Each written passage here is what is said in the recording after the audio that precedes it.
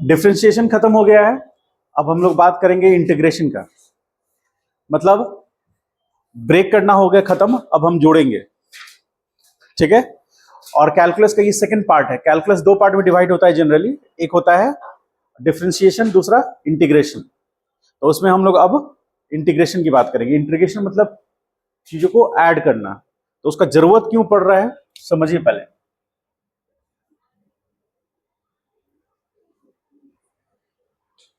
Test ठीक गया है? हाँ बोलो।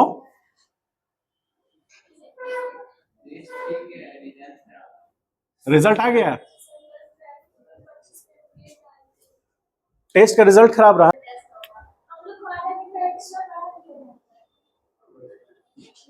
चलिए हेडिंग दीजिए इसको। और ओवरऑल बात का कंक्लूजन यही है कि आपको सीरियसली टेस्ट देना है। टेस्ट सीरियसली जाएगा तो आपका पढ़ाई बेहतर हो जाएगा। चलिए अब देखिए यहां पर हम लोग इंटीग्रेशन में क्या कर रहे हैं कि ऐड करना है। ऐड करना है कैसे? कैसे क्वांटिटीज को ऐड करना है। जैसे डिफरेंशिएशन में बेसिकली दो तरह का क्वांटिटीज हम लोग डील करते थे। एक सिग्निफिकेंट अमाउंट होता था और एक इनसिग्निफिकेंट अमाउंट होता था। यदि हम delta x by delta T लिखते थे, मान लीजिए सपोज करें delta x by delta T, तो ये एक सिग्निफिकेंट रेट है या इनसिग्निफिकेंट रेट है? सिग्निफिकेंट और इनसिग्निफिकेंट का मीनिंग समझ में आया? सबसे पहले सिग्निफिकेंट मतलब जिसको हम इग्नोर नहीं कर सकते हैं। ठीक है। मान लीजिए आप रास्ते पे जा रहे हैं, अभी आप स्टूडेंट हैं, आप रास्ते से जा रहे हैं, आपका 1,000 रुपया गिर गया पॉकेट से, तो आप उसको इग्नोर नहीं कर सकते, आप खोजेंगे, कोशिश करेंगे पता करने की, क्योंकि आपके लिए उस वैल्यू का एक इंपॉर्टेंस है, आप उसको इग्नोर नहीं कर सकते हैं। लेकिन मान लीजिए कि गलती से 50 पैसा गिर गया, 50 पैसा तो है नहीं ऐसे, मान लीजिए 1 रुपया गिर गया, तो आप जल्दबाजी में हैं तो इसको इग्नोर कर सकते हैं, कर सकते हैं। तो 1 रुपया आपके लिए इनसिग्निफिकेंट अमाउंट हो गया और 1,000 रुपया आपके लिए सिग्निफिकेंट अमाउंट हो गया। ठीक है। तो सिग्निफिकेंट मतलब जिसके एक अच्छा खासा वैल्यू आएगा, जिससे कैलकुलेशन में इफेक्ट पड़ेगा, और एक इनसिग्निफिकेंट अमाउंट जिससे कैलकुलेशन में वो कुछ खास असर नहीं पड़ने वाला, वो अपने आप में बहुत छोटा वैल्यू जिसको इग्नोर किया जा सकता है, उसी को लेकर के हम लोग आगे बढ़ेंगे। तो यहां पर जैसे delta x by delta T जो था, ये जो रेट देता है हमको, ये हमको सिग्निफिकेंट रेट देता है। और इसी करस्पॉन्डिंग हम क्या करते थे, जब डेल्टा टी को किसके नजदीक ले जाते थे? जीरो के। तो डेल्टा टी और डेल्टा टी को जीरो के नजदीक ले गए, किस में? Delta x by delta T में। तो हमको क्या मिला? D x upon D T. तो ये जो रेट है ये इनसिग्निफिकेंट है।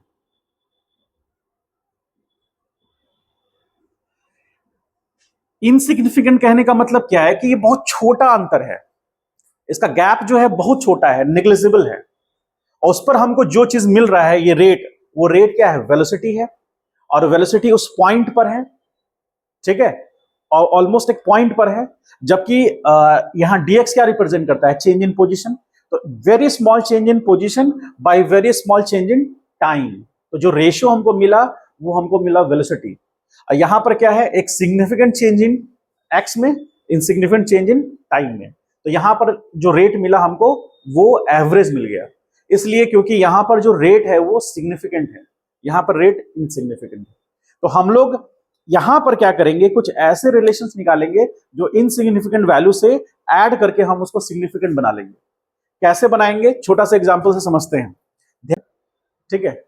आइए, अब आपके पास मान लीजिए, सपोज कीजिए, वो थिकनेस को आप इग्नोर कर सकते हैं, वो थिकनेस आपके लिए कोई मायने नहीं रखता है, वो 1 mm या 1 mm से कम भी होता है कोई कोई सिक्का, तो उसमें आप उसको इग्नोर कर सकते हैं। लेकिन मान लीजिए, सपोज कीजिए, आपके पास 2,005 रुपए के सिक्के हैं। कितना है? 2,000। 5 रुपए का सिक्का 2,000 है आपके पास। आप सबको ऐड कर सकते हैं ऐसे, ऐड कर सकते हैं ऐसे, इस तरह से ऐड करते जाएंगे आप, तो एक हाइट कवर होगा, होगा, इस तरह से हाइट कवर होता चला जाएगा और आप एक सिग्निफिकेंट हाइट अचीव कर लेंगे। होगा ऐसा? मान लीजिए आप बैंक में गए हैं, तो बैंक में ये हाइट मान लीजिए सपोज करें 1 मीटर है, और एक सिक्के का जो थिकनेस है उसको हम dx मान लेंगे, इसको हम डेल्टा x मानेंगे। तो एक सिक्के का थिकनेस dx मतलब जीरो तो नहीं है, थिकनेस है ना, जीरो तो नहीं है, यानी dx जीरो तो नहीं होगा, है कि नहीं। dx क्या बताता है, x final minus x initial, और डेल्टा x क्या बताता है, x final minus x initial. तो अंतर क्या है दोनों में, बोलिए।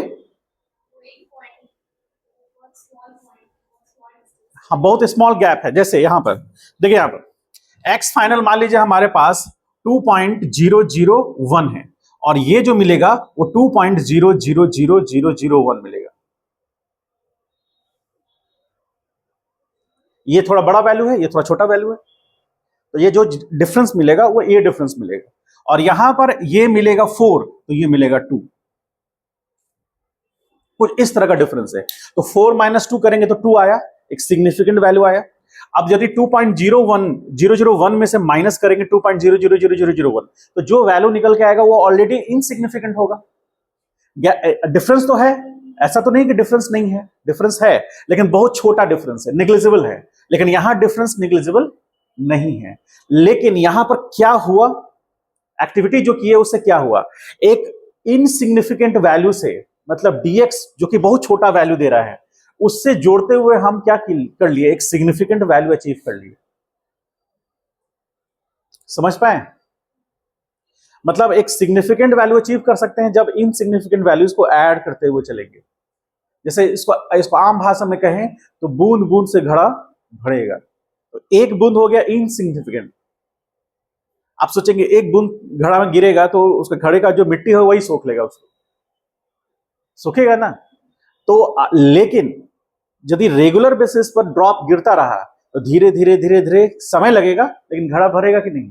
तो एक ड्रॉप जो हुआ वो एक dx अमाउंट हो गया ये, और जब उसमें एक सिग्निफिकेंट हाइट तक पानी फिलअप हो गया तो वो हो गया dx डेल्टा x।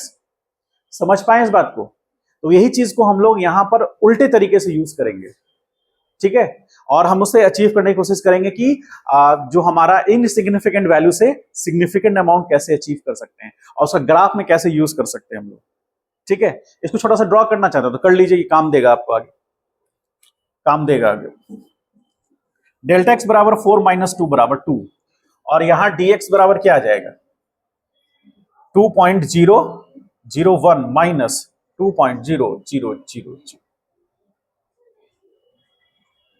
कितना आएगा ये वैल्यू, बताइए, इसको घटा के बताइए कितना आएगा, 0.00999। और लोग मैच कराइए, ठीक है, ये ठीक है।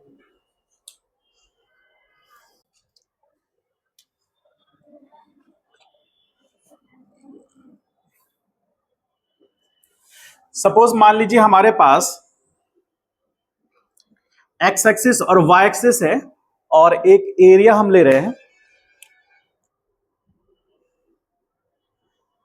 इस पॉइंट का कोऑर्डिनेट, इस पॉइंट को पी कह रहे हैं, इस पॉइंट का कोऑर्डिनेट 2,4 है, सॉरी 4,2 है, ठीक है, इस पॉइंट का कोऑर्डिनेट। तो इस पॉइंट का कोऑर्डिनेट यदि 4,2 है तो ये लेंथ कितना होगा 4, और ये लेंथ कितना होगा 2। तो इसका एरिया निकाल सकते हैं। एरिया बराबर क्या आएगा, 4 into 2 that is 8 meter square, यदि ये मीटर में है तो, ठीक है, कोई इशू नहीं, इसका एरिया आराम से निकल गया। अब जब सेकंड केस ले, इसको फर्स्ट लीजिए, सेकंड केस में हम लोग आते हैं।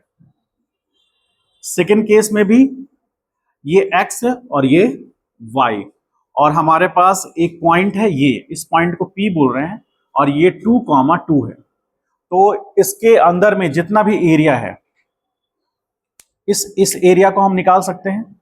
ये जितना एरिया है इस लाइन के अंदर में, जितना एरिया है वो निकल सकता है। क्या निकलेगा एरिया, एरिया बराबर क्या होगा, area under the curve, under the line OP, बराबर क्या होगा 1/2, बेस कितना होगा और ये बेस कितना होगा 2, हाइट कितना होगा 2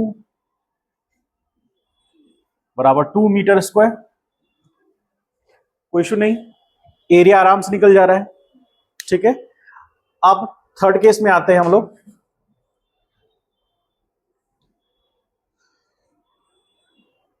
मान लीजिए कि ऐसे दिया हुआ है, ये y एक्सिस है और ये x axis. y is function of x, ठीक है, और क्या दिया हुआ है y is equal to x square मान लेते हैं। x के जीरो पर y जीरो होगा, ठीक है, x के जीरो पर y जीरो होगा, तो यहां पर प्लस रखते हैं 2, ठीक है।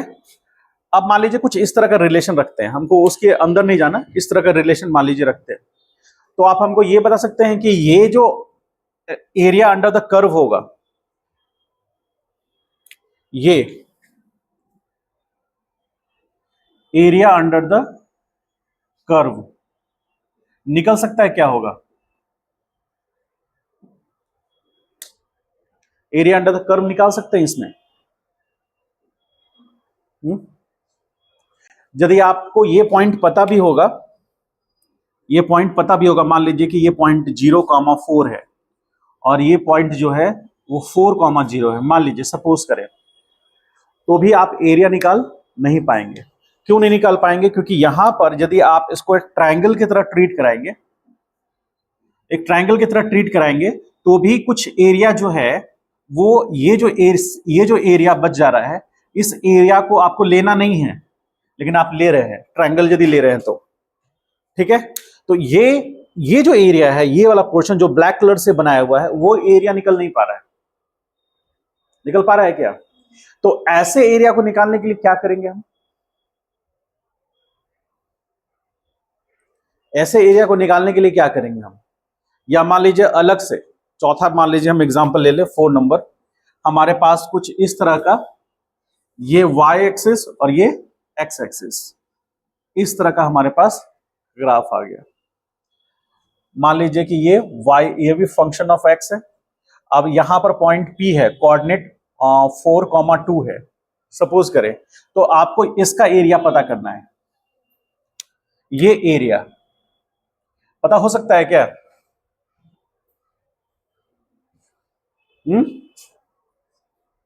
नहीं पता हो सकता है।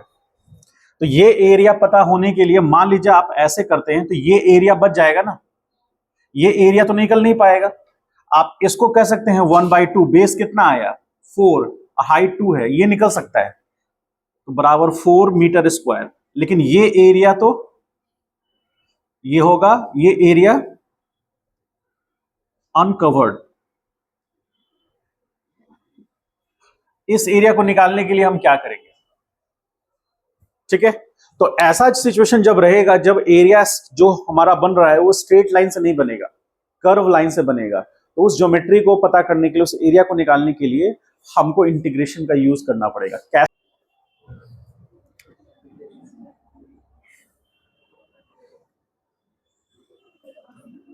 चलिए अब ध्यान से देखिए सब लोग, एक्स एक्सिस, इस एक्स एक्सिस पर हम टाइम लेते हैं, टी टाइम, रियल सिचुएशन ले रहे हैं, अब खुद पता चलेगा क्या होने वाला है। और ये y एक्सिस पर v लेते हैं, जिसको हम वेलोसिटी बोल रहे हैं, ठीक है। हमारा कर्व लाइन कुछ इस तरह से है,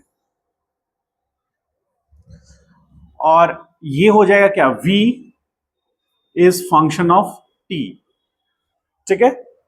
t के फंक्शन में कुछ दिया रहेगा, v बराबर 3t स्क्वायर माइनस 4t, ऐसा कुछ दिया रहेगा, मतलब t के चेंज करने से v चेंज करेगा, ठीक है। t के चेंज करने से v चेंज कर रहा है, इसका मतलब पार्टिकल मोशन में तो है ही, साथ साथ वेलोसिटी भी चेंज कर रहा है, तो एक्सेलरेशन आएगा, ठीक। अब हम लोग यहां पर बात करें, मान लीजिए किसी एक टाइम पर, किसी एक टाइम पर हम यहां पता करना चाहते हैं, इस पॉइंट पे पता करना चाहते हैं, तो ये हमारा टाइम t1 है, तो इसके करस्पॉन्डिंग जो यहां पर वेलोसिटी होगा उसको हम v1 कह रहे हैं, और यहां पर एक टाइम ले रहे हैं, एक टाइम को t2 ले रहे हैं, तो उसके करस्पॉन्डिंग जो वेलोसिटी होगा v2 होगा। Obviously at t2 is greater than t1, v2 is greater than v1 होगा ऐसा। तो ये कर्व हमारा मतलब एक इंक्रीजिंग ऑर्डर में है कि इसीलिए तो टाइम के बढ़ने पर वेलोसिटी बढ़ रहा है। ठीक है, अब इसमें हमको क्या करना है, हमको पता करना है इसका एरिया। ये पॉइंट को मान लेते हैं P, तो इसके अंदर जो एरिया है वो पता करना चाहते हैं। ठीक है, हमको पता करना है we have to find area under PT graph, sorry P point, area under VT graph. ठीक है, अप टू पॉइंट P तक हमको पता करना है। ठीक है, अब यहां से कहानी को ध्यान से समझिएगा, थोड़ा इमेजिनेशन बेहतर करना पड़ेगा यहां पर, तब आपको टॉपिक समझ में आएगा, नहीं तो आपको लगेगा कि मास्टर ठीक नहीं पढ़ा रहा है। ठीक है, आइए यहां पर, ये T1 टाइम हुआ और ये T2 टाइम हुआ। अब हम क्या करते हैं, छोटा सा स्मॉल एलिमेंटल टाइम इंटरवल लेते हैं इसके लिए। तो हम यहां पर सब लिख रहे हैं, we take small elemental time interval. कितना? Small elemental time interval dt। तो dt, अब यहां पर ये पॉइंट मान लीजिए कि dt है थोड़ा देर के लिए।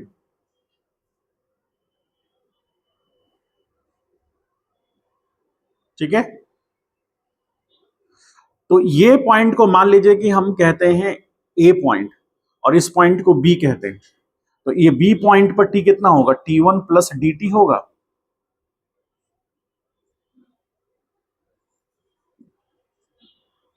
समझ पा रहे हैं कुछ?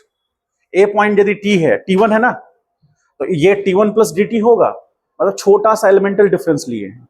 उस छोटे से एलिमेंटल डिफरेंस, बहुत छोटा डिफरेंस है, उस डिफरेंस में हम ये मान के चल रहे हैं कि ये जो है ना वो एक पॉइंट है। ठीक है, एक पॉइंट की तरह ट्रीट हो रहा है, आपको कर्व दिख रहा है इस तरह से, लेकिन वो गैप बहुत छोटा है। आप सोचिए कि 0.00000999 है, उतना छोटा गैप है ये A से B का।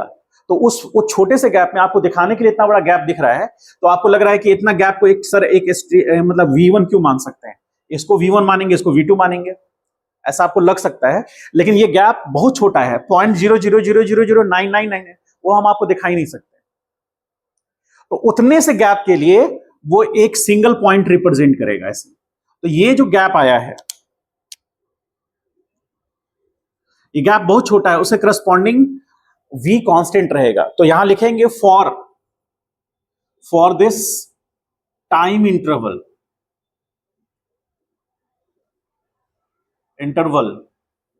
V1 will remain constant,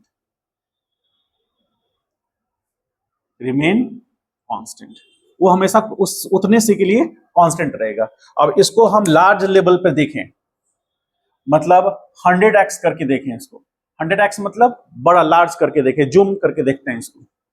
तो जूम करके देखेंगे तो कैसा दिखेगा, और ये सेम चीज यहां पर भी हम करें। इस पॉइंट को C बोलिए और इसको D, तो ये पॉइंट क्या हो जाएगा, T2 प्लस dt। तो यहां पर दोनों को देख रहे हैं, तो कुछ इस तरह से आएगा रिजल्ट।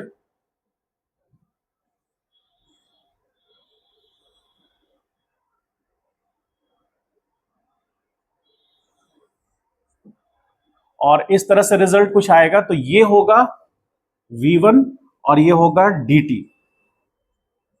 ठीक है, ये एरिया होगा, समझ पा रहे हैं, और ये करस्पॉन्डिंग उसके ये V2 होगा, और ये पॉइंट A, ये B, ये C और ये D, यहां भी dt आएगा इंटरवल, और ये V2 होगा। तो ये एरिया,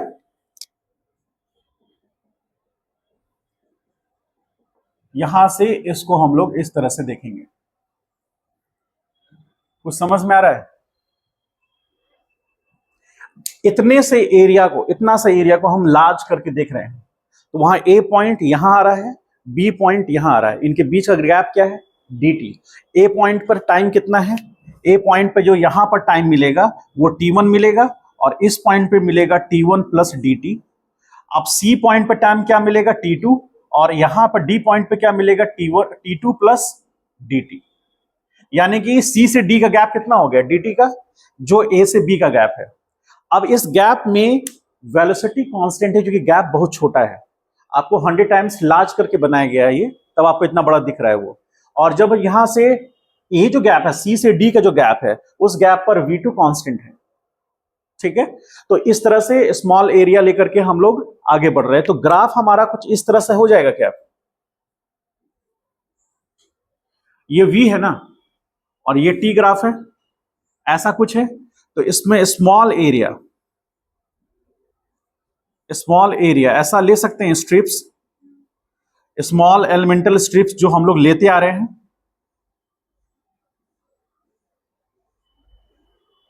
इसमें कई स्मॉल स्ट्रिप्स ले सकते हैं इस तरह से। तो ये कह सकते हैं the area is combination of small elemental strips of area। Strips का एरिया क्या आ जाएगा, V1, मतलब कि V इंटू dt होगा, क्योंकि इसका एरिया क्या होगा, ये एरिया क्या होगा, V1 इंटू dt, और ये एरिया कितना होगा, एरिया बराबर, और ये हो जाएगा एरिया कितना आएगा, V2 इंटू dt, ये एरिया होगा। समझ पा रहे हैं? तो उसी तरह सब को, मतलब सब छोटे से स्ट्रिप्स को तो dt ले रहे हैं, और एक ऑन एन एवरेज V ले लिए, सब जगह पर V1 V2 V3 V4 ऐसे ऐड करते चलेंगे। तो यहां पर हम लिख सकते हैं क्या, area under the VT graph. तो यदि हम लिखना चाहें तो टोटल एरिया A बराबर क्या हो जाएगा, V1 dt plus V2 dt plus dot dot plus Vn dt। यदि मान लेते हैं कि n नंबर ऑफ स्ट्रिप से वो एरिया कवर हुआ, मान लीजिए कि यहां से यहां तक में, कहां से कहां, O पॉइंट से P पॉइंट तक गए, तो इसमें n नंबर ऑफ स्ट्रिप्स लिए। मान लीजिए कि हम 10 स्ट्रिप लेते हैं, बात को गौर से ध्यान से समझिएगा, कहां से जाना है, O से P तक का ये एरिया कवर करना है।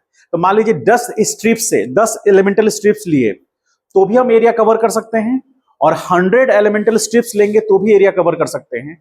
बस फर्क क्या है कि 10 एलिमेंटल स्ट्रिप्स लेंगे तो उसके स्ट्रिप का गैप बढ़ जाएगा, और यदि 100 लेंगे तो गैप छोटा हो जाएगा। और जब गैप छोटा होगा तो सिग्निफिकेंट वैल्यू और इनसिग्निफिकेंट हो जाएगा। और हमारा जो ये गैप है, ये कौन सा गैप, ध्यान से देखिए, यहां जो गैप बन रहा है, गौर से देखिएगा, ये जो ऊपर में गैप बन रहा है, ये गैप जो ये बीच बीच में ये गैप बन रहा है जो आपको अभी दिख रहा है, ये जो गैप बन रहा है, ये गैप कब अच्छे से फिल होगा, जब 100 स्ट्रिप्स लेंगे उस एरिया के लिए, या 10 स्ट्रिप्स लेंगे उस एरिया के लिए। 100 स्ट्रिप्स लेंगे तो वो गैप भी फिल हो जाएगा। यदि आप इमेजिन कर पा रहे हैं तो बताइए। यदि मान लीजिए, सपोज करें, एक छोटा सा एग्जांपल लेके बताते हैं, वो पहले जमाने वाला वो कुर्सी देखे हैं जिसमें व्हाइट रंग का ना वो स्ट्रिप से उसको बिना जाता है, देखा है आपने? वो अब नहीं दिखता, पहले होता था। व्हाइट रंग का नो प्लास्टिक का स्ट्रिप से उसको पूरा बिना जाता है ना? अच्छा, वो व्हाइट रंग का स्ट्रिप्स जो है, मान लीजिए कि हम उसको कम लाइन उसमें ड्रॉ, मतलब कम लाइन से बांधते हैं उसको, तो स्ट्रिप्स का गैप ज्यादा होगा, तो वो जो टेबल जो कुर्सी है वो कम मजबूत होगा। और ज्यादा स्ट्रिप्स देंगे तो पूरा भर जाएगा, पूरा फिलअप कर लेगा, जो स्पेस खाली था वो भी फिलअप हो जाएगा। ज्यादा स्ट्रिप्स देने से उसका जो रस्सी है उसको बार बार घुमा करके वो हम लॉक करेंगे, तो वो ज्यादा घना होगा तो ज्यादा मजबूत होगा। घना होने से क्या मतलब है, जो एरिया दिख रहा था पहले कम स्ट्रिप्स यूज करने पर, वो एरिया अब दिखने नहीं लगेगा, वो भी फिलअप हो जाएगा। ऐसा ही कुछ हम छोटा छोटा स्ट्रिप्स लेकर के हम चल रहे हैं, मतलब हम मान लीजिए 10 से 15, मान लीजिए हम 20 स्ट्रिप्स ले रहे हैं, तो ये एरिया फिलअप हुआ। लेकिन यदि हम चाहते हैं कि ये वाला एरिया भी फिलअप हो जाए, तो और छोटा छोटा स्ट्रिप्स लेंगे और छोटा छोटा स्ट्रिप्स लेंगे, मतलब कि इनके बीच का गैप को और कम कर लेंगे, ज्यादा स्ट्रिप्स आ सके। ज्यादा स्ट्रिप्स आ जाएंगे तो ये एरिया भी खत्म हो जाएगा, मतलब वो भी जो ये नहीं निकल पा रहा है एरिया, वो भी काउंट होना लगेगा। समझ में आए कि नहीं समझ में आया? आप इसको ऐसा समझिए, यहां पर 10 स्ट्रिप्स हम यूज कर रहे हैं, और यदि हम 100 स्ट्रिप्स यूज करेंगे तो स्ट्रिप्स के बीच का गैप कम हो जाएगा ना। तो जब ये गैप कम हो जाएगा तो ऑब्वियसली ये एरिया भी फिलअप हो जाएगा, होगा। तो यहां पर ये जो किए हैं ये वही है। मान लीजिए कि आप पहला स्ट्रिप का एरिया लिए V1 dt, ये स्ट्रिप का एरिया समझ में आया? ये स्ट्रिप का एरिया कैसे बना? आपने क्या किया, छोटा सा एलिमेंटल लेंथ dt लिया, उसके करस्पॉन्डिंग V1 लिया, और इस dt के दौरान में V1 कांस्टेंट है, फिर इस dt के ड्यूरेशन में V2 कांस्टेंट है अलग जगह पर। सारे स्ट्रिप्स को हम एक करते चले, जोड़ते चलेंगे, तो ऐसे हमारे पास मान लीजिए 10 स्ट्रिप्स आएगा, तो n की जगह पर यहां क्या हो जाएगा, 10 हो जाएगा। हमने 10 स्ट्रिप्स को ऐड कर दिया, वो एरिया बता रहा है। लेकिन यदि हम और प्रिसाइज होना चाहते हैं तो इसको और नंबर ऑफ स्ट्रिप्स बढ़ा देंगे, यहां n का वैल्यू 100 कर देंगे, तो ये एरिया तो वही रहेगा, लेकिन जो जो जो बीच में गैप आ रहा था, जो रस्सी हम यूज कर रहे थे, तो जो गैप आ रहा था वो गैप भी ज्यादा रस्सी यूज करने से फिलअप हो जाएगा। ठीक है, तो इसी को, ये जो एरिया है, इसी एरिया को हम कैसे लिखते हैं? सेम यही चीज को हमको इंटीग्रेशन में यूज करना है, इंटीग्रेट करते हुए यूज करना है। इसी को लिखने का तरीका है, और n बढ़ा देंगे तो हमारा वो जो गैप है वो भी फिलअप हो जाएगा। कैसे? देखिए, डेल्टा 1 अपॉन, या फिर ऐसे कर लीजिए डेल्टा t टेंस टू 0, या फिर आप सीधे सीधे समेशन ले लीजिए। Summation i is equal to 1 से लेकर i इक्वल टू n तक क्या लेंगे, vi इंटू dt लेंगे। समझ पाए इसको? मतलब बहुत छोटे छोटे लेंथ से हम ऐड कर रहे हैं उसको, और इसी को जब फाइनली हम ऐड करेंगे, इसी को सेम को, तो a बराबर लिखेंगे इंटीग्रेशन v dt, कहां से कहां, t1 से t2 तक। ये जो समेशन है, ये समेशन को ही लिखने का ये तरीका है।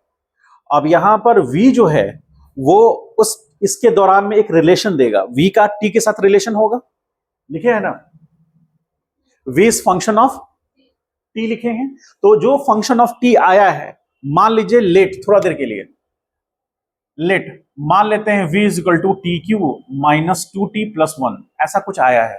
तो ये रिलेशन को हम यहां पुट करेंगे, तो t का टर्म होगा और उसके साथ मल्टीप्लाई भी dt होगा, तो उससे जो रिजल्ट निकल के आएगा वही एरिया बताएगा।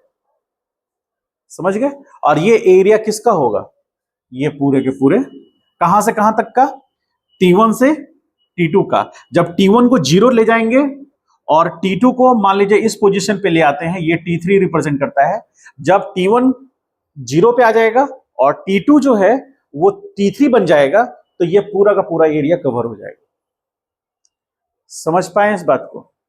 तो ये जो है इसी को हम लोग बोलते हैं फाइनल इंटीग्रेशन, इसी को बोलते हैं integration, integration of the curve from lower limit t1 to upper limit t2। t1 से कहां तक उसको ऐड करेंगे हम लोग, t2 तक। और छोटे छोटे एलिमेंटल स्ट्रिप जिसका एरिया क्या होगा, v इंटू dt होगा, उस सब को हम ऐड करते चलेंगे t1 से t2 तक, तो वो एरिया हमको मिल जाएगा। समझ पाए? इसको क्वेश्चन में सॉल्व करेंगे तो और समझ में आएगा। उतारिए पहले।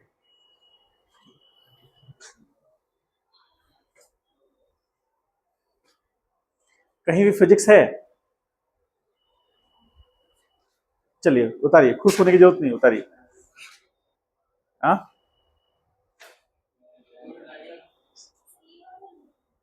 कौन वाला बोलो? ये क्या, ये नहीं समझ में आया? हाँ हाँ, सब लिखना है। हाँ, सीक्वेंस में ऐसे बनाते हुए लिखना है, नीचे मत उतारना शुरू कर दीजिएगा। पहले वहां से स्टार्ट कीजिए, ये डायग्राम, इसको लिखिए, फिर ये ऐसे लिखते हुए ऐसे नीचे आते हुए ऐसे आइए। तुम लिखो क्या हुआ, कंफ्यूजन है तो पूछिए।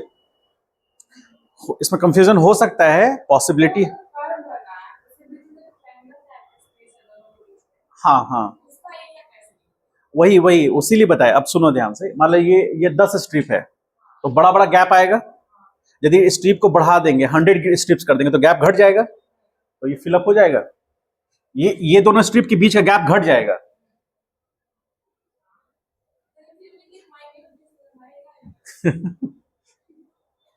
माइन्यूट नहीं रहेगा, वो सब फिलअप हो जाएगा यदि नंबर ऑफ स्ट्रिप्स बढ़ा देंगे तो।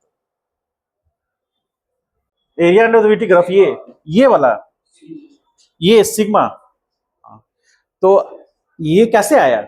इन सारे टर्म को जोड़ेंगे तो इसको इस तरह से लिख सकते हैं, मैथमेटिकल टर्म है ये, एडिशन बताता है। एडिशन में क्या बताता है? आई है तो वी आई डी टी है, तो आई का वैल्यू 1 रखेंगे। जैसे कहां से आई का वैल्यू कितना लेना है? 1, और कहां तक जाना है? n तक। तो आई का वैल्यू 1 से n तक, मान लीजिए n 10 है, सपोज करें थोड़ा देर के लिए। तो ये कैसे ऑपरेट करेगा? ये जो सिस्टम है कैसे ऑपरेट करेगा?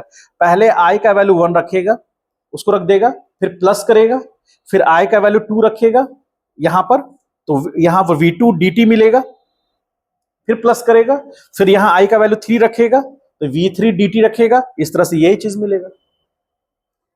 ये इंटीग्रेशन का सिंबल है, इंटीग्रेशन का सिंबल।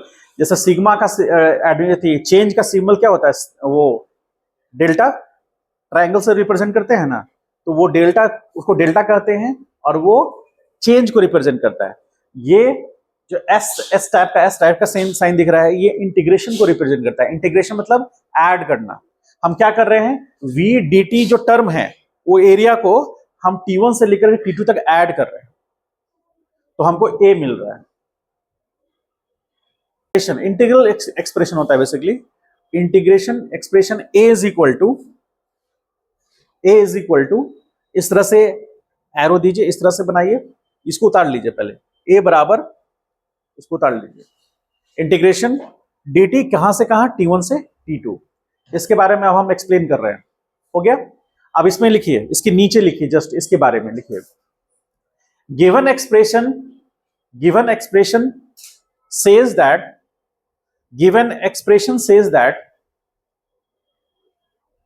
हो गया।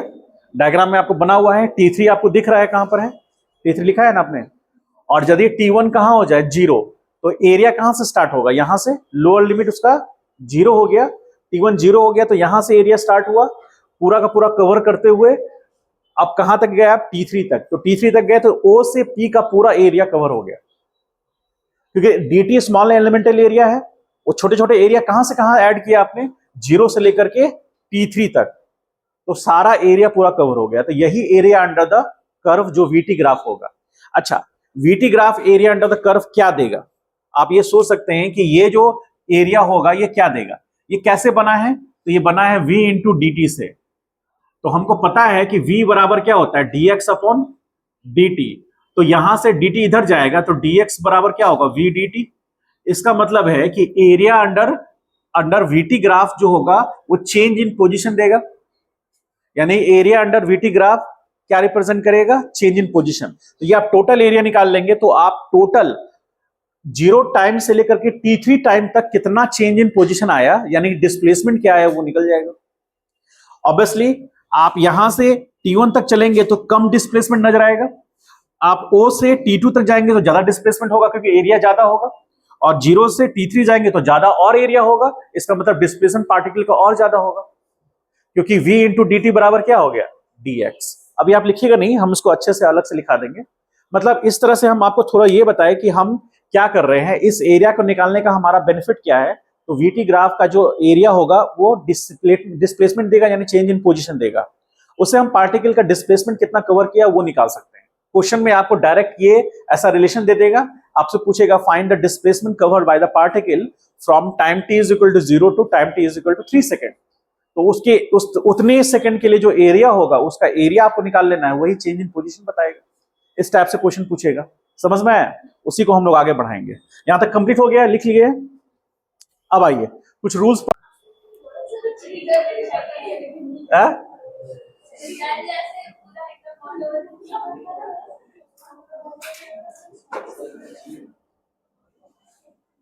चलिए,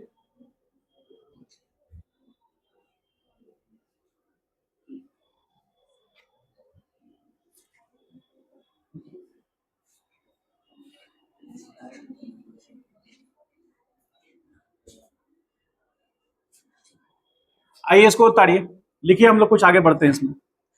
कुछ रूल है, कुछ रूल है उसके, उसको फॉलो करते हुए हम लोग इनडिफिनिट इंटीग्रेशन, मतलब जिसका डिफिनिट पॉइंट नहीं है, मतलब अपर लिमिट लोअर लिमिट नहीं दिया हुआ है, मतलब जैसे इसमें था ना T1 लोअर लिमिट था, T2 अपर लिमिट था, इनडिफिनिट में लिमिट्स दिए ही नहीं रहेंगे, इंटीग्रेट होगा सीधे। ठीक है, अब हम आगे पढ़ेंगे, उसको आगे बनाएंगे, तो इनडिफिनिट करेंगे तो डिफिनिट समझ में अच्छे से आएगा। चलिए हेडिंग दीजिए, हम लोग लिखते हैं आगे। जैसा डिफरेंशिएशन में रूल था उसी तरह इंटीग्रेशन में भी रूल है। ठीक है, बहुत आसान आसान रूल है, फिजिक्स में आसान आएगा, डिफिकल्ट नहीं आएगा। जो डायरेक्ट आपको करना होगा आप डायरेक्ट करके निकल सकते हैं। ठीक है, चलिए देखिए यहां पर थोड़ा सा हम लोग रूल फर्स्ट लेके चलते हैं, हम लोग समझिए, थोड़ा सा रिलेट करके चलते हैं, क्योंकि डिफरेंशिएशन इंटीग्रेशन सही में रिलेट होता है, जस्ट डिफरेंशिएशन का उल्टा है। तो जैसे मान लीजिए, हमको याद करिए कि हम d y upon d x करते हैं, मान लीजिए सपोज करें, तो हम वाई को डिफरेंशिएट करते हैं किसके रिस्पेक्ट में, एक्स के रिस्पेक्ट में। तो यहां ऑपरेटर कौन है हमारा, डी एक्स, ये ऑपरेशन करेगा। ठीक है, और वहां पर यहां के केस में मान लीजिए हम ऐसे करते हैं, इंटीग्रेशन वाई डी एक्स, इसको हम यदि ये डिफरेंशिएशन के फॉर्म में है, यहां पर इंटीग्रेशन फॉर्म में है, तो जैसे यहां पर y is function of x है, यहां पर भी y फंक्शन ऑफ x है। ठीक है, तो ऑपरेटर यहां dx है, लेकिन यहां ऑपरेटर ऊपर आ गया है। अब यहां पर y का जो भी होगा, y is equal to suppose x square plus 2x minus 1, ऐसा कुछ आ गया, तो आप यहां पुट करेंगे y की जगह पर क्या लिखेंगे, x square plus 2x minus 1, और यहां dx होगा। ठीक है, ऑपरेटर कौन है, यहां ऑपरेटर dx था, यहां भी ऑपरेटर dx है, लेकिन यहां डिनोमिनेटर में था, यहां मल्टीप्लिकेशन में। ठीक है, यहां पर उसको तोड़ेगा, y को ब्रेक करेगा वो, लेकिन ये y को जोड़ेगा। समझे, ओवरऑल हम बता रहे हैं, फिर रूल में चलेंगे आगे हम लोग, समझ गए। तो इस तरह से ऑपरेशन होगा, y का x के टर्म में होगा, ऑपरेट ये करेगा, यदि y x के टर्म में नहीं है, यदि कांस्टेंट है, तो ये इंटीग्रेशन से बाहर हो जाएगा। जैसे यहां पर y में कोई टर्म कांस्टेंट होता था तो डिफरेंशिएशन से बाहर कर देते थे उसको, उसी तरह यहां यदि कोई कांस्टेंट हुआ तो उसको हम इंटीग्रेशन से बाहर कर देंगे। समझ गए, और फिर ऑपरेशन जो भी है वो करेंगे। देखिए कैसे रूल क्या कहता है, अब रूल पे आते हैं, कैसे फर्स्ट रूल क्या कहता है।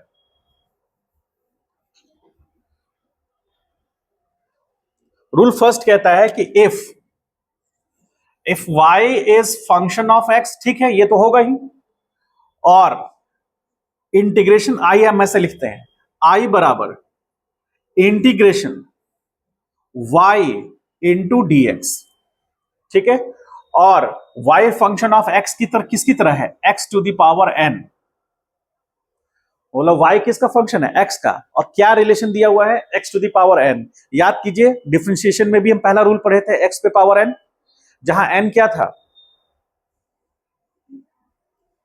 वेयर n इज इंटीजर था ना, या कह लीजिए रियल नंबर था, रियल नंबर लिख देते हैं,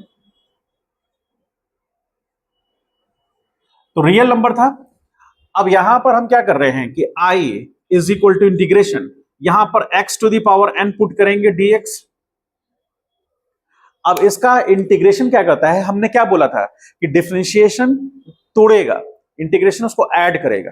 ठीक, तो डिफरेंशिएशन में क्या होता था, n आगे जंप करता था और x to the power n minus 1 होता था।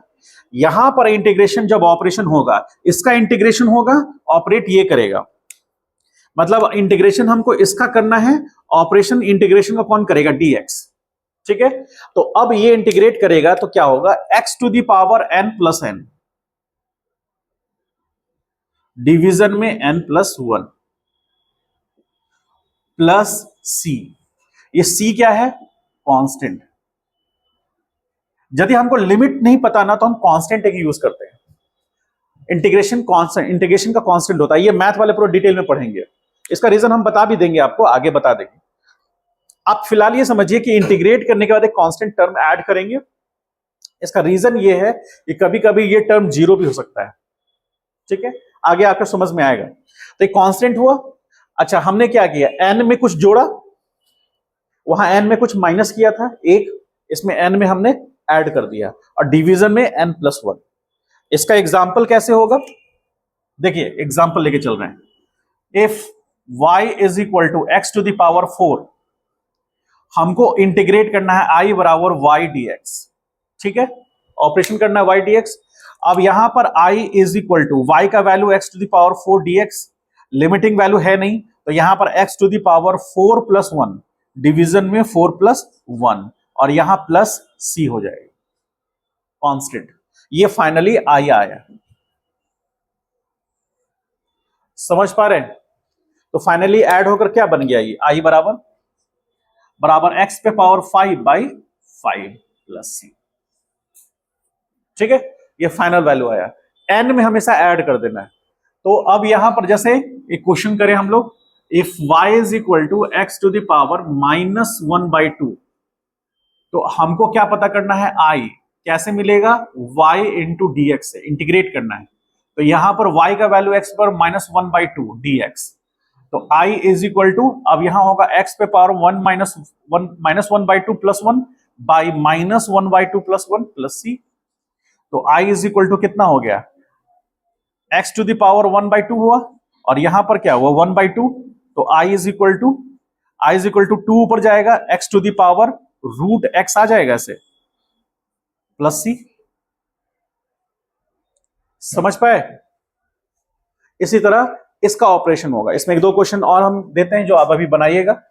Q1 हो गया, 2 हो गया। If y is equal to x to the power -5/2, then find i is equal to integration y dx, ठीक है।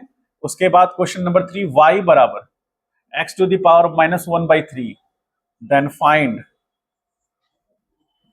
i is equal to integration y dx। पता कीजिए, तो ये सारे पहले इसको लिख लीजिए, एक मिनट पहले इसको लिख लीजिए और उसके बाद क्वेश्चन बनाइए। हाँ बोलो।